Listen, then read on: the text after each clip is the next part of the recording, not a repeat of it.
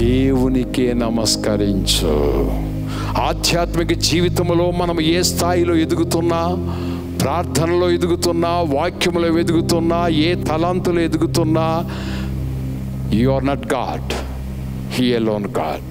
నీవు దేవుడు కాదు, ఆయనే దేవుడు. ఏ దేవుడైతే ఆకాశం నుంచి జలప్రలయం పంపించాడో ఆయన ఇష్టం. ఆ దేవుడే మేఘములో మేఘధనస్సును పెట్టాడు. ఏ దేవుడైతే ఆదామవ్వల్ని బయటికి నెట్టాడో ఆ దేవుడే వాళ్ళకి వస్త్రాలు ధరింపజేసి బయటికి పంపాడు. That is his will. అది ఆయన ఇష్టం. ఆయన ఏదా వాళ్ళని దూరపరిచాడు, బయటికి వెళ్ళండి అన్నాడు.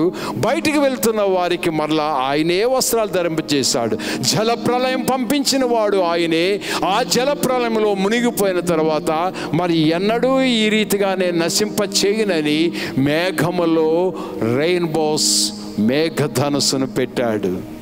ఆయన వింతలు వింతలు వింతలు రీతిగా పనిచేస్తాడు. ఆ వింతలు చూడాలంటే నీవు ఒకటి నమ్ము,